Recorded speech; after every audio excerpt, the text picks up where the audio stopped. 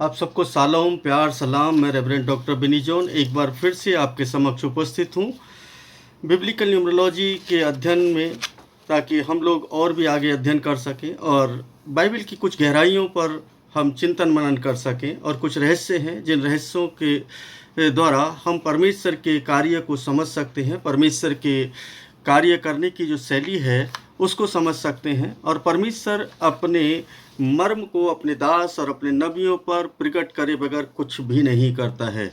Bible ऐसा बताती है, मैं नहीं कह रहा हूँ, ये बाइबल का पद है। तो आप परमेश्वर के वचन के अनुसार अपने जीवन को जब ना जांचते और परखते हैं तो परमेश्वर आपको बहुत कुछ समझा सकता है, बहुत कुछ इंडिकेशन दे सकता है। उत्पत्ति से लेकर के प्रकाशित वाक्य तक जितना भी है वो सब का सब परमेश्वर ने रहस्यमय तरीके से तैयार किया है और पूरी सृष्टि को एक रहस्यमय दुनिया के रूप में हम लोगों के सामने रखा है, ताकि हम उसको देख सकें, समझ सकें। आज मैं जो चर्चा करूंगा बहुत ही गंभीर विषय है, और ये यीशु मसीह की क्रूस पर चढ़ाए जाने और उसके जी उठने के से संबंधित है। और ये किस तरीके से है, आप देखें कि परमेश्वर किस तरीके से बिल्कुल सटीक गणना के साथ में कार्य करता है। और जैसे कि मैंने बताया कि बिब्लिकल न्यूमरोलॉजी है ये, तो यहाँ पर मैंने स्टार्टिंग में ही बताया था कि वो दिनों, महीनों, मात्रा और समय, यानी इन सब चीज़ों में उसने एक न्यूमेरिकल वैल्यू को ना प्रदर्शित किया है, और उसके माध्यम से उसने कुछ से इंडिकेशन और संकेत दिए हैं। उन्हीं इंडिकेशन और संकेत को हम लगातार देख रहे हैं और लगातार उस पर ना चर्चा कर रहे हैं। और मेरे साथ आप बने रहेंगे तो मैं बहुत सारे रहस्य की बातों को आपको पहुंचाने की कोशिश करूंगा जो परमेश्वर मुझे देता है। और ऐसा नहीं है कि कुछ भी रहस्य जो ऐसे हैं जो है ना बहुत ही उजागर हो चुके, ऐसा नहीं है। बल्कि परमेश्वर के वचन को अगर हम जितना गहराई से पढ़ेंगे उतना अधिक हम रहस्य में दुनिया में चले जाएंगे। और परमेश्वर रहस्यों का परमेश्वर है, परमेश्वर भविष्य का परमेश्वर है, परमेश्वर जो है भूतकाल का परमेश्वर है, दोनों का, और वर्तमान का भी परमेश्वर है। इसीलिए इब्रानियों की पत्री के अंदर लिखा है, यीशु कल, आज और युगानुग एक सा है, वो कभी बदलता नहीं है।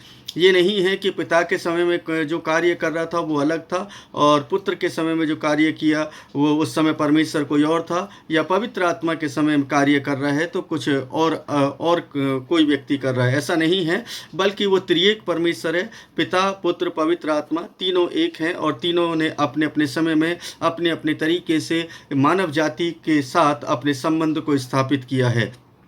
आज जब हम चर्चा कर रहे हैं कि उत्पत्ति के अंदर यीशु मसीह के क्रूस पर चढ़ाए जाने के और उसके जी उठने के विषय में एक तारीख जो है जो बहुत ही महत्वपूर्ण है, और उस तारीख से आप जान पाएंगे कि परमेश्वर ने जब इस दुनिया को तबाह किया, इस दुनिया को नाश किया पानी के द्वारा, तब उस समय परमेश्वर ने अपनी मनसा को जाहिर कर दिया।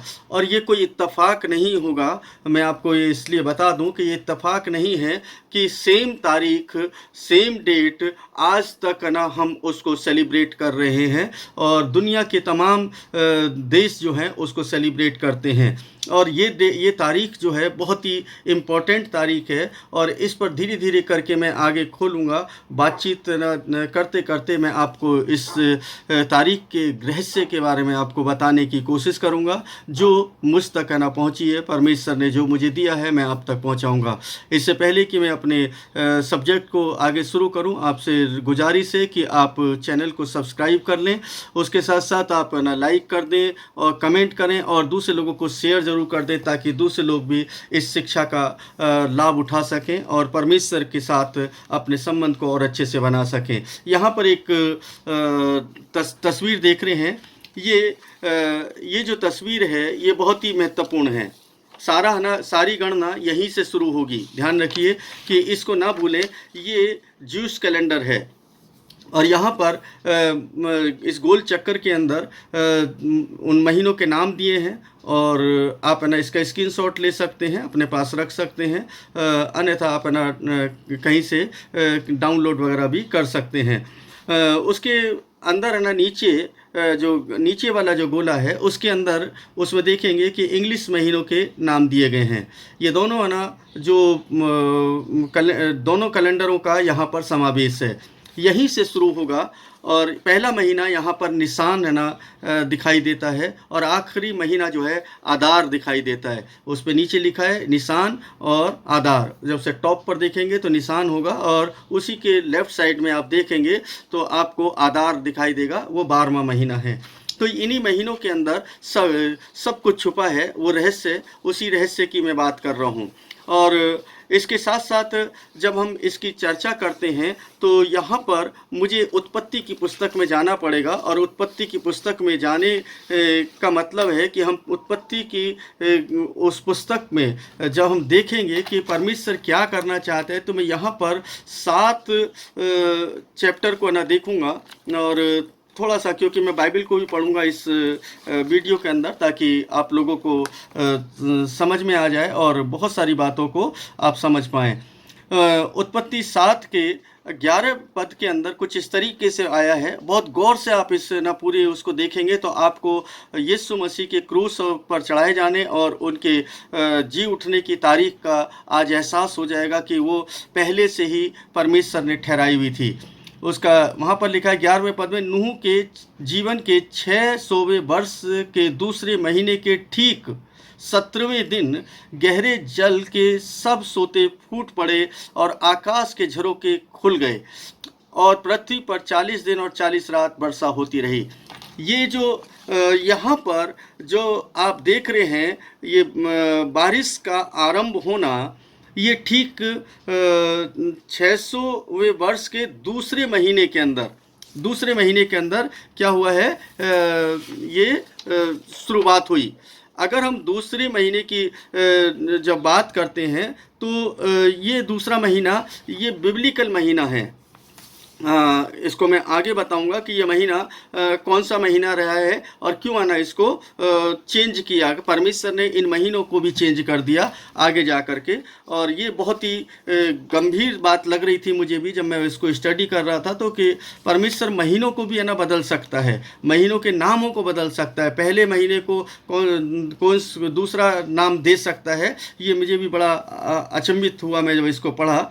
तो यहाँ पर एक स्क्रिप्चर को मैं और पढ़ लेता हूँ उसी के साथ 8वें स्क्रिप्चर में 8वें पाबाब में, तो वहाँ पर 8 का 4 है, 7वें महीने के 17वें दिन जहाज अरारात पर्वत पर जा टिका।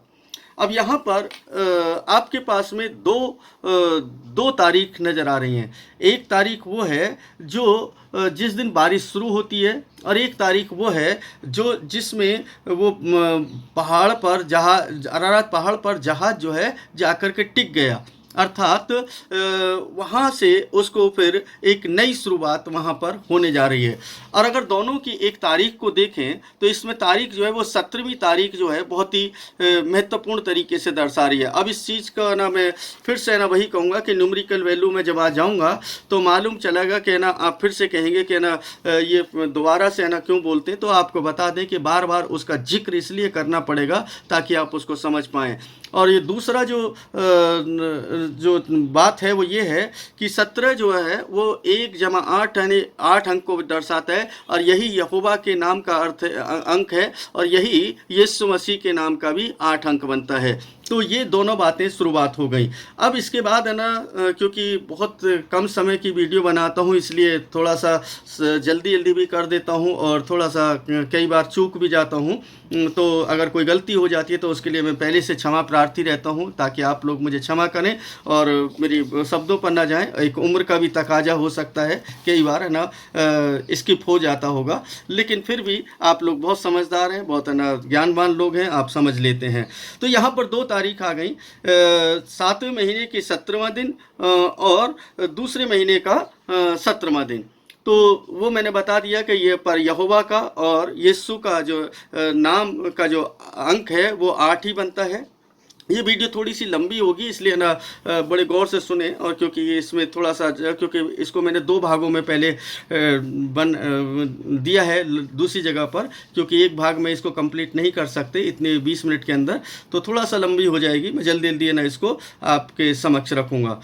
तो पहली बात तो ये कि पद 1 और 2 जो है, हम निर्गमन की पुस्तक के अंदर जाते हैं। निर्गमन की पुस्तक के अंदर जब हम जाएंगे तो निर्गमन में एक खास बात है जो है ना हमें देखने के लिए मिलती है। निर्गमन 12 के अंदर, निर्गमन 12 में एक बहुत ही महत्वपूर्ण घटना है। और उस घटना को अगर आप देखेंगे तो आपको समझ में आएगा कि परमेश्वर यहाँ पर कुछ कहते हैं।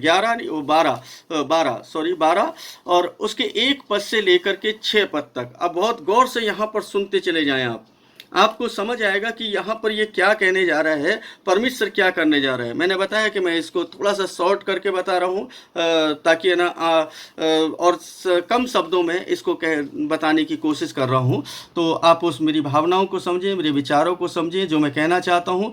यहाँ पर लिखा है, तब यहोवा ने, निर्गमन 12 उसके पहले पद से, तब यहोवा ने मिस्र देश में मूसा और हारून से कहा, यह महीना तुम्हारे लिए आरंभ का महीना हो, यह तुम्हारे लिए वर्ष का प्रथम महीना ठहरे।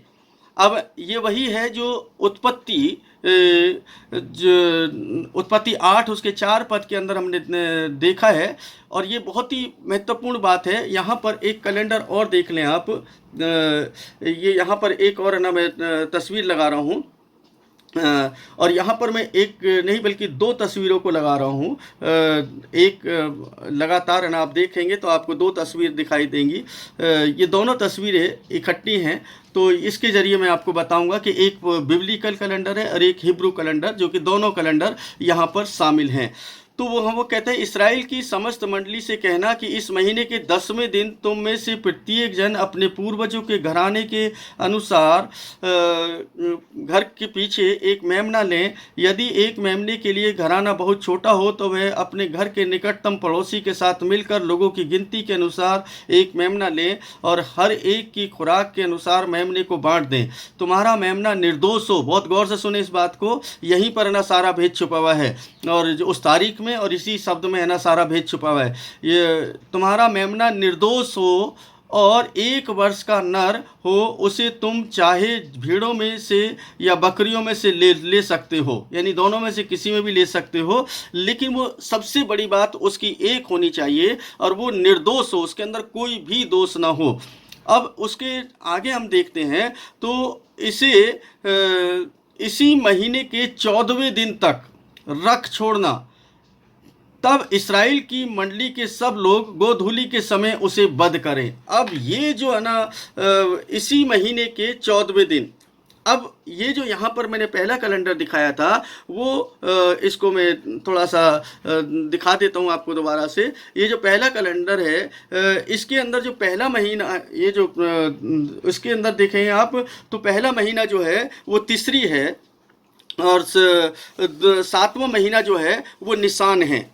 पहला महीना तीसरी है और 7वां महीना निशान है। लेकिन परमेश्वर क्या कहता है कि वो निशान महीने में मिस्र से निकले तो परमेश्वर ने कहा कि ये जो महीना है ये तुम्हारे लिए पहला महीना ठहरे। अब यहाँ पर परमेश्वर ने कैलेंडर को ही उल्टा कर दिया और परमेश्वर कहता है कि अब है ना 7वां महीना नहीं बल्कि पहला महीना तुम्हारा जो है वो उसका ठहरे। और ये जो भी ये बलिदान करोगे, जो अख़मीरी रोटी का पर्व जो तुम मनाओगे, ये पर्व जो मनाना है ये तुम्हें निशान महीने में मनाना है। तो ये आप देख सकते हैं वो पास ओवर है ना का दिन होता है जिसमें आप यीशु मसीह के को क्रूसीफाइड है ना होता है, उसको है ना एक क्या है पास ओवर है ना एक फेस्टिवल मनाया जाता है इसराइल के अंदर। ये हफ्ता पूरा उसी में चलता है। तो यहाँ पर आप देख रहे हैं कि निशान महीने के 14 तारीख को वध होना है। और वहाँ पर हम देख रहे हैं कि वो अरारात पर्वत पर 17 तारीख को क्या होता है, वो पहाड़ पर रुक जाता है जहाज। तो यहाँ पर दो बातें आपको देखने के लिए मिलती हैं। और ये पहली बात तो ये कि परमेश्वर ने नूह को आज्ञा दी, और नूह ने अपने इच्छा के अनुसार नहीं बल्कि परमेश्वर की इच्छा के अनुसार कार्य किया और उस आज्ञा का पालन किया और उसने जहाज बनाया। जहाज बनाने के बाद वो दूसरे महीने के 17वीं तारीख को क्या होता है, पहाड़ पर उस पर जहाज पर चढ़ जाता है और उसके बाद परमेश्वर द्वार बंद कर देता है। तो ये परमेश्वर के द्वारा हुआ, यानी कि 8 नंबर वहाँ पर है। उसके बाद अगर हम देखें तो 17वीं तारीख को, यानी कि उस 7वें महीने की 17वीं तारीख को वो क्या होता है, पहाड़ अरारात पर्वत पर टिक जाता है। अब ये चिन्ह जो है ये एक बहुत महत्वपूर्ण चिन्ह है। और जब हम निर्गमन में पढ़ते हैं तो निर्गमन में क्या पढ़ा हमने, निर्गमन में पढ़ते हैं कि ये जो महीना है, जिस महीने में तुम निकल रहे हो, ये महीना तुम्हारे लिए पहला महीना ठहरे। अर्थात ये तीसरी का महीना नहीं बल्कि निसान का महीना पहला होगा, तीसरी पहला महीना नहीं होगा। कैलेंडर का जो कैलेंडर को चेंज करना है अब, है ना, जो क्योंकि तुमने शुरुआत यहाँ से की है नई ज़िंदगी की, तो इसलिए ये तुम्हारे लिए पहला महीना ठहरेगा। तो इस तरीके से तीसरी से निसान जो है वो पहला महीना हुआ। अब इसको मैं थोड़ा सा लय व्यवस्था के अंदर भी पढ़ करके देख लेता हूँ, फिर मैं ना इस पर फाइनली चर्चा करूँगा। कोशिश कर रहा हूँ कि मैं आपको 20 से 25 मिनट के अंदर ही इस वीडियो को समाप्त कर दूं। यहोवा ने 23 में, उसमें पढ़ रहे हैं हम लोग 23वें बाप में, लय व्यवस्था 23 उसके 4थे पद से। तो यहाँ पर लिखा है, यहोवा के नियत पर्व जिनमें तुम्हें निर्धारित समय पर पवित्र सभा की घोषणा करनी होगी वे ये हैं। बहुत गौर से सुने, परमेश्वर कह रहा है, परमेश्वर यहोवा के नियत पर्व जिनमें तुम्हें निर्धारित समय पर पवित्र सभा की घोषणा करनी होगी वो ये हैं, पहले महीने के 14वें दिन, मतलब पहले महीने, जो वही महीना जो परमेश्वर ने जब निर्गमन में ना आपने पढ़ा है, तो निर्गमन के अंदर 12 में उसके 1 से 6 तक आपने पढ़ा है वहाँ पर कि जो 7वां महीना जो तीसरी का है, इसकी जगह है ना निसान जो है पहला महीना होगा। तो वो कहता है कि नियत समय पर, यानी कि पहले महीने के 14वें दिन, यानी वो वहाँ पर पर्व ठहरा दिया परमेश्वर यहोवा ने कि निसान महीने के 14वें दिन जो है वो क्या होगा, गोधूली के समय यहोवा का फसह एवं पर्व मनाया जाएगा। तब उसी महीने के 15वें दिन यहोवा के लिए अख़मीरी रोटी का पर्व माना जाएगा।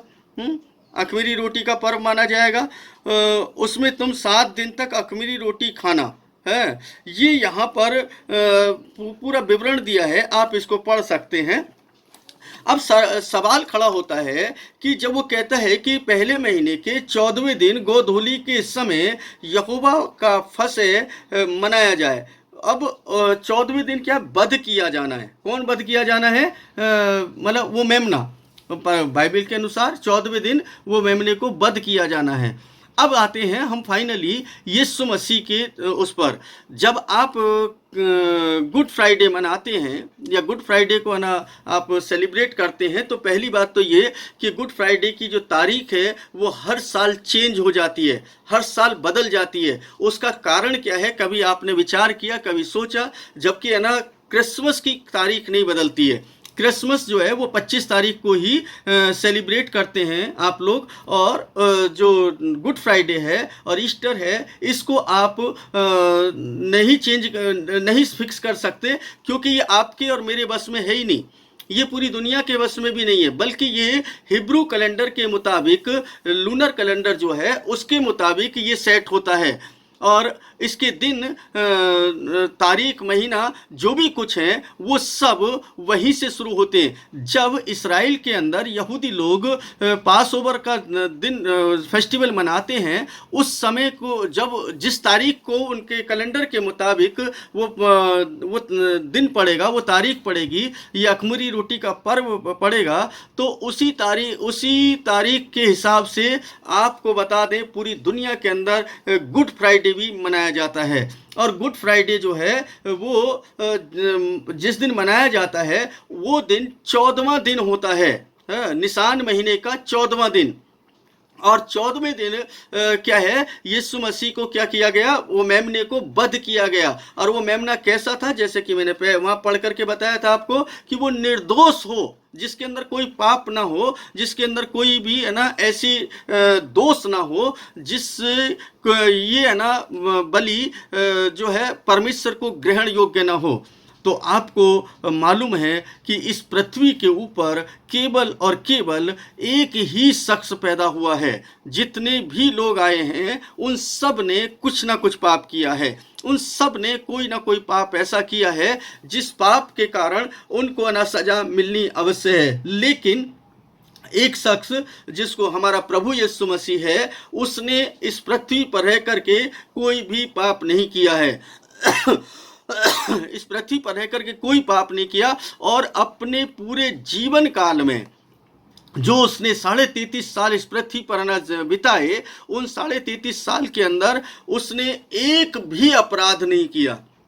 और उसका कारण है क्योंकि परमेश्वर स्वयं उस वही है, और वो पवित्र आत्मा से परिपूर्ण होकर के परमेश्वर के जो कार्य हैं उनको प्रकट कर रहा था हमारे बीच में कि देखो मैं कैसा स्वभाव रखता हूँ, मैं निर्दोष हूँ, मैं कोई गुनहगार नहीं हूँ, और लेकिन फिर भी मुझे सजा दी जा रही है। और ये इसलिए है क्योंकि वो बलिदान जो है ना परमेश्वर ने व्यवस्था के अंदर ठहराया है कि वो एक निर्दोष बछड़ा या निर्दोष बकरा लेना, तो वो निर्दोष बछड़े की या मेमने की जरूरत थी। अगर हम है ना बाइबल को है ना अच्छे से पढ़ते हैं तो यहाँ पर हमें देखने के लिए मिलता है, पतरस कहता है कि ये परमेश्वर का मेमना है। और भी जगहों पर आप पढ़ते हैं कि देखो मेमना सारे जगत के पापों को उठा करके ले जाता है।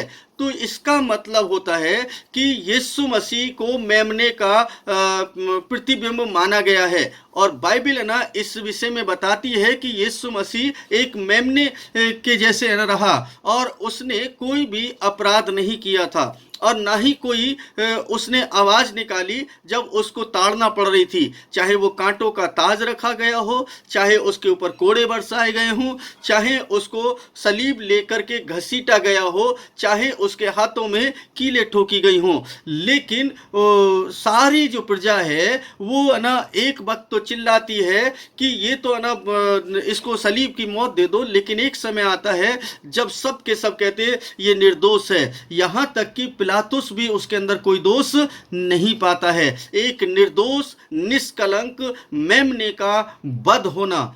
अब ये जो वध हो गया तब है ना उसके बाद ये 14वीं तारीख निसान महीने की है, जो यहूदी कैलेंडर के मुताबिक है, जो वहां पर पास ओवर का फेस्टिवल मनाया जाता है, उस फेस्टिवल की 14वीं तारीख। और बिल्कुल स्पष्ट समझ लें इसको, बहुत साधारण तरीके से समझाने की कोशिश कर रहा हूं मैं ताकि आप लोगों की समझ में आ जाए। आप है ना गुड फ्राइडे करते रहते हैं, तो गुड फ्राइडे का मैं आपको बता दूं, गुड फ्राइडे क्रिश्चियनिटी के कैलेंडर के अकॉर्डिंग नहीं है, ये यहूदी कैलेंडर के अकॉर्डिंग है। इसका मतलब है कि आप और मैं दो कैलेंडरों के अनुसार चल रहे हैं। आज की डेट में भी अगर हम मसीह लोग हैं तो हम दो कैलेंडर का इस्तेमाल करते हैं। एक कैलेंडर है जो है ना ग्रेगोरियन कैलेंडर है, जो पूरी दुनिया इस्तेमाल कर रही है, और दूसरा कैलेंडर है जो ये लूनर कैलेंडर है, जो है ना ज्यूस लोग इस्तेमाल कर रहे हैं, जो चांद के मुताबिक चलता है। तो इसका मतलब हुआ कि हम अभी भी कहीं ना कहीं अभी यहूदी परंपरा के अधीन हैं। और यहूदी परंपरा के अधीन क्यों हैं? क्योंकि ये परमेश्वर के द्वारा व्यवस्था ठहराई गई है, और वहीं से सेट होता है कि किस दिन गुड फ्राइडे पढ़ना है और किस दिन गुड फ्राइडे होगा।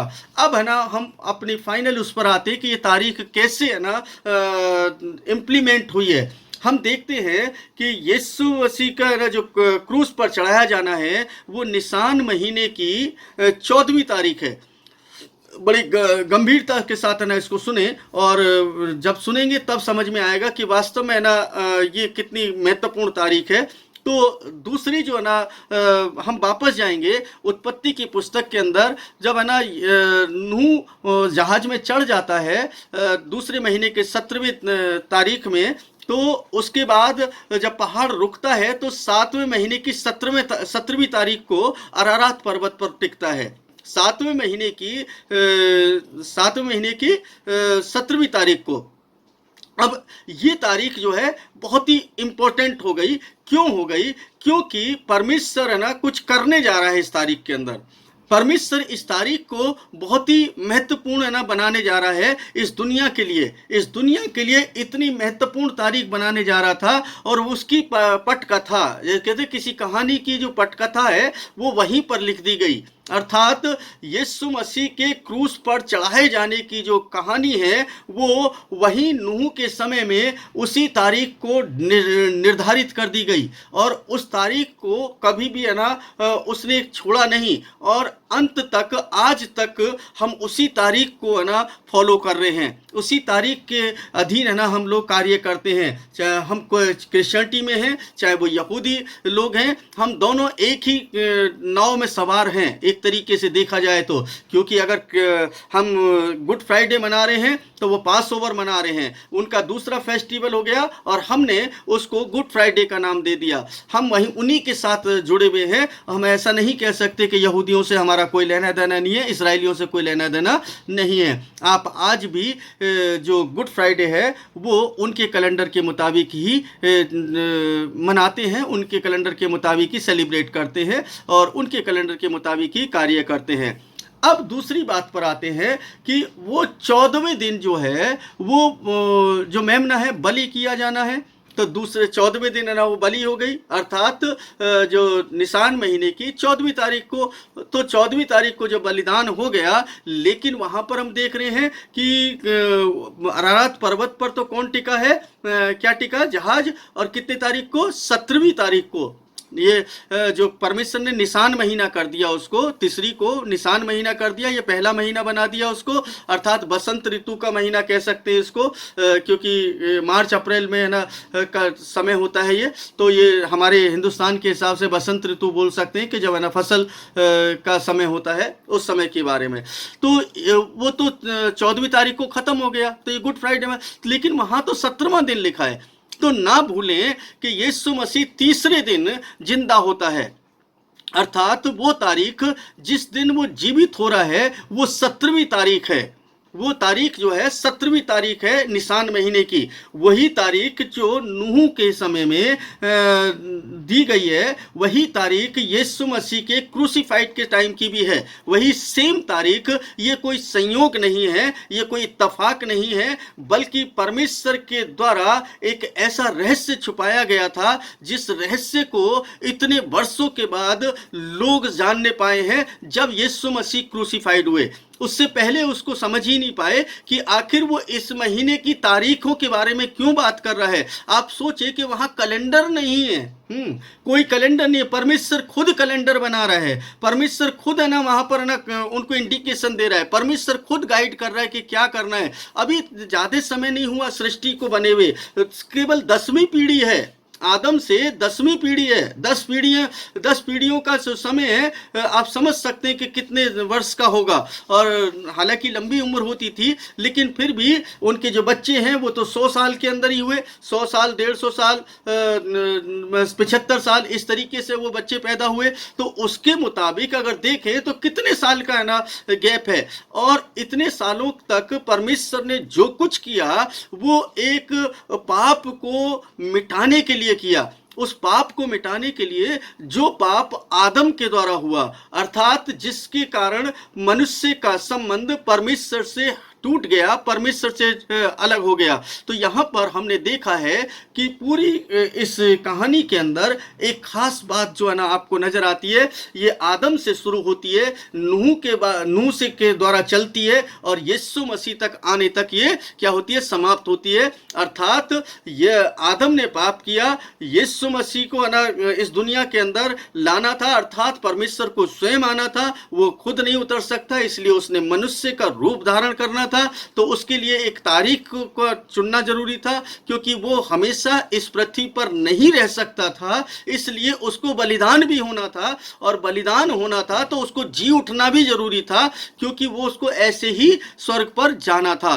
तो ये सारी जो पटकथा है परमेश्वर ने नूह के समय में लिख दी, क्योंकि अगर वो फिर उसको क्या करता है, वो एक नई इबारत लिखने जा रहा था। और वो नई इबारत क्या थी कि चलो मैं अभी तो ये मेमने की है ना के बारे बताता हूँ कि है ना मेमना जो है वो कैसा होगा, निष्कलंक होगा। तो अर्थात यीशु मसीह निष्कलंक था। 14वें दिन उसको है ना सूली पर चढ़ा दिया गया और 17वीं तारीख को वो जिंदा हो गया, यानी वो मुर्दों में से जी उठा। इस तरीके से आप देखें तो उत्पत्ति 8 के अंदर जो तारीख दी है 7वें महीने की, वहाँ 7वां महीना नहीं दिया है। मैं आपको एक बात और बता दूं, 7वां महीना नहीं है, लेकिन 7वां महीना क्यों मैं बता रहा हूँ, क्योंकि जब निर्गमन में जाते हैं तो वहाँ पर जो महीनों के नाम है ना आगे जा करके दिए हैं। लय व्यवस्था के अंदर देखेंगे, व्यवस्था के अंदर देखेंगे, महीनों के नाम दिए हैं और उसने नाम को, महीने के नाम को चेंज किया। क्योंकि कई लोग बहुत ज़्यादा समझदार लोग होंगे कि वहाँ तो महीना ही नहीं लिखा है। तो मैं आपको बता दूं, बाइबल को जब पढ़ेंगे तो समझ आएगा। खाली एक कमेंट करने से आपको है ना समझ में नहीं आएगा। प्रियो, आप है ना उसको समझें, पढ़ें और गंभीरता से ले तो समझ में आएगा। आप पूरी है ना बाइबल को अच्छे से पढ़ेंगे तब समझ में आएगा। इससे पहले आपको और मुझको भी समझ में नहीं आया होगा और ना आएगा। तो इसलिए ज़रूरत है कि इस तारीख का हम ध्यान रखें कि ये तारीख हमारे लिए कितनी महत्वपूर्ण हो गई। क्यों? क्योंकि ये तारीख उत्पत्ति में परमेश्वर ने यीशु मसीह के क्रूस पर चढ़ाए जाने से लेकर के उसके जी उठने तक है ना जो है वो ठहरा दी। उसके अंदर बीच में कुछ गैप रखा है, वो 3 दिन का गैप जो है, उस गैप को भी है ना आप देखें तो वो गैप किस तरीके से उसने रखा है। वो कहते हैं 17वें दिन अरारात पर्वत पर है ना जहाज जो है रुक जाता है। तो यहाँ पर अब वो क्रूसीफाइड किस दिन होता है, वो कहते हैं बलिदान किस दिन होना है उसको, वो 14वीं तारीख को होना है, जो कि अभी हमने लय व्यवस्था के अंदर पढ़ा है। लय व्यवस्था के अंदर 14वीं तारीख, ये परमेश्वर ने व्यवस्था दी, किसी मनुष्य ने। और तीसरे दिन उसको जी उठना है। तो तीसरे दिन जी उठना है मतलब 17वीं तारीख को, अर्थात वही तारीख, सेम तारीख जो नूह के समय में थी जब अरारात पर्वत पर जहाज टिक गया। तो इस तरीके से आप देखते हैं 17 तारीख का बड़ा महत्व है रहा है बाइबल के अंदर। 17 को अगर जोड़ देते हैं तो न्यूमेरिकल वैल्यू 8 आ जाती है। मैं फिर से वापस है ना अंत में यही कहूँगा कि आप ना भूलें कि सब कुछ न्यूमेरिकल है और इस दुनिया के अंदर जो भी कुछ आप देख रहे हैं सब न्यूमेरिकल है। मैं आने वाले समय में बहुत सारी वीडियो आपको है ना दूंगा, बहुत सारा ज्ञान जो परमेश्वर है ना मुझे देता है मैं उसको आप तक बांटूंगा। और मेरे साथ बने रहें और चैनल को सब्सक्राइब करें, चैनल को है ना लाइक करें और दूसरे लोगों को शेयर करें, ताकि लोग है ना बाइबल की गहराइयों को समझ सकें, उनके गूढ़ रहस्यों को समझ सकें। खाली है ना ये पढ़ करके काम ना चलाएं। परमेश्वर से प्रार्थना कर तो वो हमें बड़े बड़े भेद की और गूढ़ बातें तो किसी न किसी माध्यम से आप तक पहुंचाता है। वो मैं हो सकता हूं, कोई दूसरे हो सकते हैं, हमें नहीं मालूम कौन हो सकता है। ये नहीं कि मैं अकेला हूं, बहुत सारे लोग हैं, हजारों और लाखों लोग हो सकते हैं। उन लोगों के द्वारा वो ये ज्ञान की बातें पहुंचाता है। तो मैं तो नाचीज हूं, मेरे पास कुछ भी नहीं है। इसलिए आप लोगों को एक सजेशन दे रहा हूं कि आप बाइबल को गंभीरता से लें। तो यहाँ पर जो नंबर्स हैं जिनकी मैं चर्चा करता हूँ, वो नंबर्स है ना ऐसे ही नहीं है, वो तारीख ऐसे ही नहीं है, वो है ना दिन ऐसे ही नहीं है, वो महीने ऐसे ही नहीं है। उनका कुछ ना कुछ तो महत्व है। अगर नहीं है तो आप इस बात को ध्यान में रखें कि हिब्रू के अंदर, ग्रीक के अंदर कोई नंबर नहीं है, खाली स्क्रिप्चर के जैसे लिखा हुआ है तो वो न्यूमेरिकल हुए हैं। तो इसका भी कोई मतलब है।